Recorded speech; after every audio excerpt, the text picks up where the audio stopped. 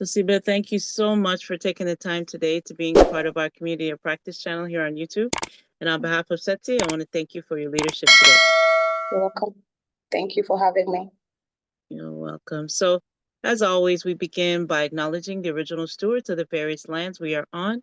We also acknowledge our ancestors. We acknowledge all those who toiled without compassion or compensation. We acknowledge all the elders and community stalwarts whose shoulders we stand on as we build, share, learn together for our collective liberation and sovereignty. So, if you can please do us the honors by introducing yourself to our listeners and viewers and tell us about your amazing work. Okay. So my name is Siba, Rita Siba Opare. I'm based here in Ghana. I currently work as sales manager for a real estate company, but originally I studied communication studies, so it's quite useful in all fields. I'm currently doing some other side gigs in agriculture. So basically, that's just a summary of who I am and what I do. Championing entrepreneurship in my own small way by getting people to invest for the future. Beautiful. And can you articulate like your personal mission and vision and what inspires you about the work you do? Okay. So personally, my what inspires me stems from my past experiences and the need to not let it happen again. Basically, it's not a story I want to go into deeply, but in 2011, I lost my dad in the weirdest way possible. And he used to be everything for us or for the family. And since that happened, we lost everything. And since then, I had taken upon myself that it would be something that I will not allow to happen to myself or any member of my family again. So that's been one of my driving forces. Aside that, I think I'm someone who likes to learn and know and have knowledge. I don't want to be in a conversation or in a space where any topic is raised and I don't have anything to say about it. So I'm wide read, and yeah, basically that. Yes, it's and that goes to the next question. We all have our challenges and barriers that we faced, but what challenges and barriers have you faced, and how were you able to overcome them?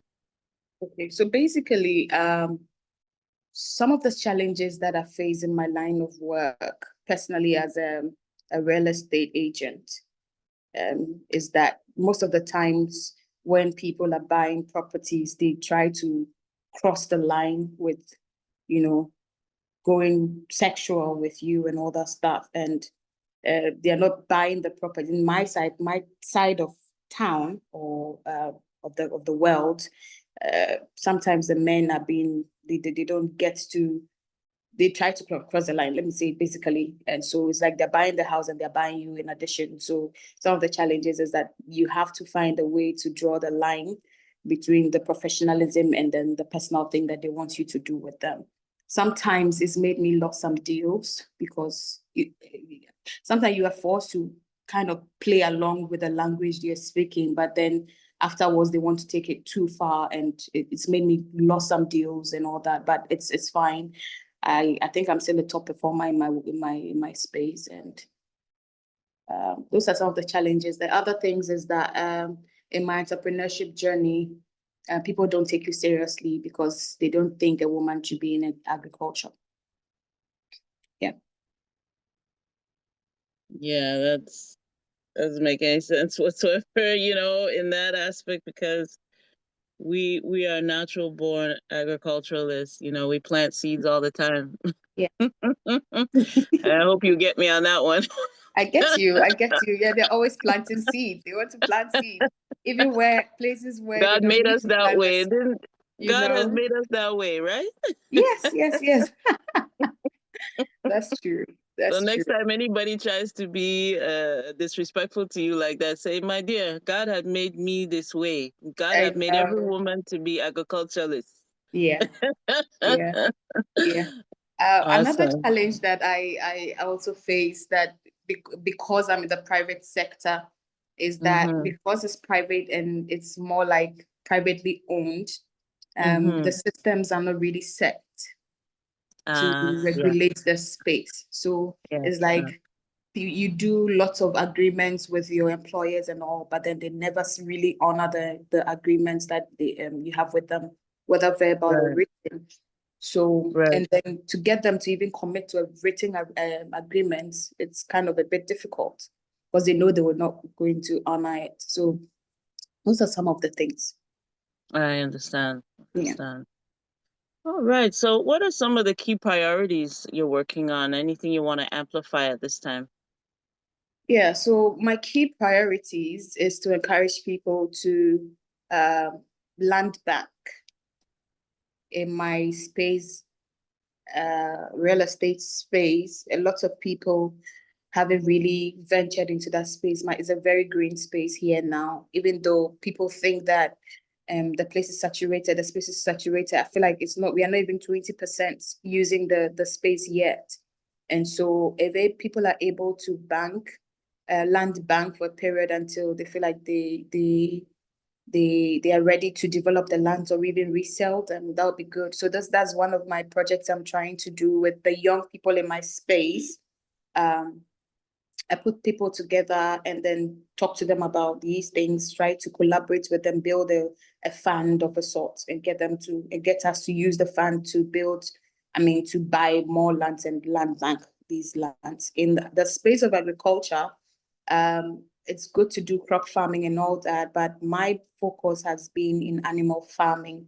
I've been doing it for quite a while, both crop and animal, livestock, I mean. And I feel like livestock is the most sustainable of it all, that weather conditions do not really affect it very much if you do it well. So currently what I'm working on is that I'm putting together people who we're investing in cattle. Mm. So we buy young calves, we keep them for a number of years, they reproduce over a period of time. And it's actually a 5-year plan for us. Currently, a young calf is selling for about 5,000 CDs, which is about 400, $500 over here. And it's reselling. An older calf is selling for 2,500, which is about $2,000 or $1,800 when it's old. So I think that is a safer investment to do. And I have a group of people, about 10 people, that we're doing this. We're embarking on this at the moment. We have about 21 cattle, that we're working on right now. I believe in old money. I mean, new money is good for other things, but I believe in old money and generational wealth. So that's what I'm championing. I'm trying to get people to buy into the idea. So we build up some wealth that we can pass on with time. That's it. Pass it down generation, generation. Yeah. Very good. Very good. So let me ask you, like, how do you feel about social impact and the future of it? That term is relatively new, but it's an old concept, isn't it? I mean, it's something our foreparents have always been into, is social impact, community, communal impact. How do you feel about the future of it? I think that if we are able to champion social impact or social impact projects, it will take us back to the times where, okay, let me say it this way. Growing up, um, the community raises people. You know, you're in town, you're in the community, your child does something wrong, someone else will discipline that child before you even get to hear about it. And it's totally okay. But now, um, you are not able to touch anybody's child without being sued or without, so social impact projects are good to help build the society and all that. Personally, I have also been involved in various model UN activities, where we champion the SDG goals. We take one goal at a time and then we champion them. So we organize conferences across Africa. I pioneered the conference in Liberia. I got a group of people to do Nigeria. I'm part of some people who pioneered Ghana. So we do these conferences, and the initiatives are quite good, and the results we are getting from it is very good because we empower these young people with skills that they are able to carry on in life, in their various spaces, workspaces. So I think that social impact is good if we're able to pinpoint some of these social impacts projects to do, it will be very good. Exactly. Very good. So what's your ultimate goal and what does success look like to you? Um, for now, in my space, my career space, real estate, I feel happy when the houses, the investment properties I sell to my clients yield the results that we hope or we projected them to have. So let's say an example is like I sell a 2-bedroom house apartment to you for about 100,000. We project about 8%, 8 to 10%, or 8 to 12% return on investment per annum.